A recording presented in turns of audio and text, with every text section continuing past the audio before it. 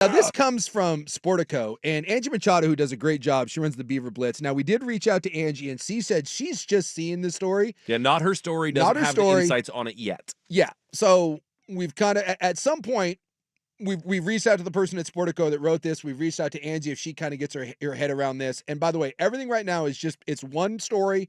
And again, this is from Sportico. And so take all of this, obviously, with a grain of salt.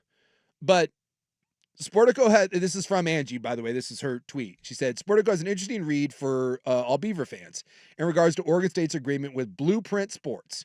Now, who's Blueprint Sports? They are the company that Oregon State hired to run their name, image, and likeness and revenue sharing. So if you don't know, name, image, and likeness, we know that's been around, but revenue sharing just started this year. And this is where each Division I team can spend up to, I believe it's $20.5 million this year, and it goes up each year. And you get to decide how much of that you want to spend and how much of that you want to split up between your athletes. So they hired a company to basically, and now you can bring NIL in-house. So they hired a company to run their NIL and their revenue share. And apparently they are paying them $284,000 a year to run that, which, by the way, seems like a lot, but I don't know what the administration fee is. Yeah, I don't know what the going rate is. I don't know based on what you plan on spending, what makes the most sense. But yeah, it's hefty. So you're giving them $300,000 a year, but in the grand scheme of things, it's millions of dollars that I guess are coming in. Seems reasonable. What's interesting, as she's pointing out, is they also get to keep 50 to 75% of the funds that are raised. Yeah, why? You heard that right. So this is from the article. The OSU agreement calls for an annual management fee of about $284,000 from the school to Blueprint, and a profit-sharing agreement based on a baseline fundraising target of $750,000 in year one. So you're trying to raise $750,000. You have to pay them $284,000 out of your pocket, which increases by 3% every year after. And then the company gets to keep 75%, by the way, this is Blueprint Sports, gets to keep 75% of net direct revenue between the baseline target, so $750,000 and $1.15 million. So if they raise anything above $750,000 between the $1.15 million, they get to keep 75% of that?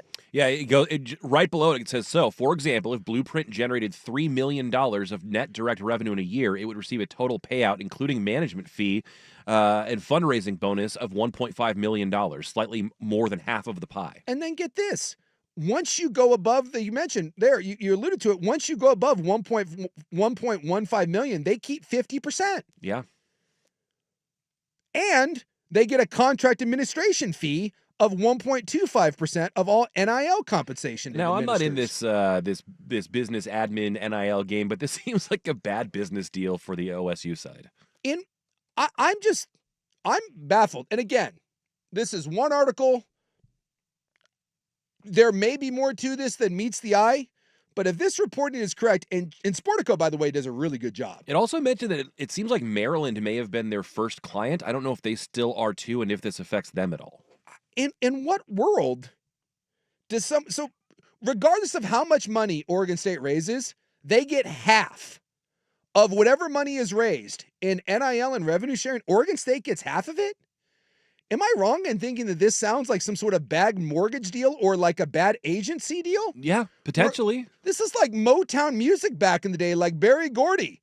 He's like, hey, Sugar Tees, I'm going to sign you to this record deal, and don't worry, Daddy's only going to take 75% of the money up front, and then I'm going to take 50% of it.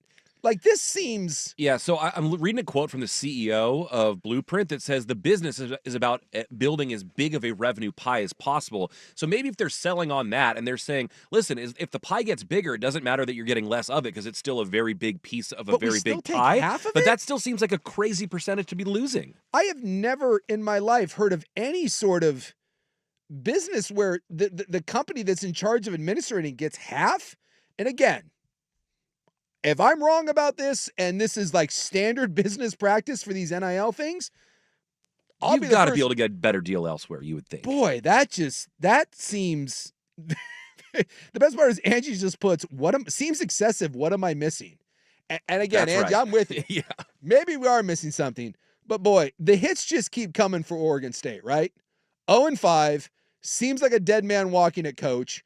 Bizarre statements that come out of that place. Rumors of players already looking elsewhere to transfer. And now this?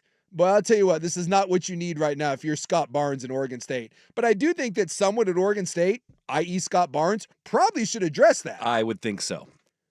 Yikes. Not a good, hey, maybe App State, right? Boy, you lose to App State, don't let him back on the plane. I mean, everybody. Just do you have any confidence they would win any road game right now? It's App State. I know. I know it is. Yikes. Bad time. I feel for you, Beaver fan. Yeah. I feel for you.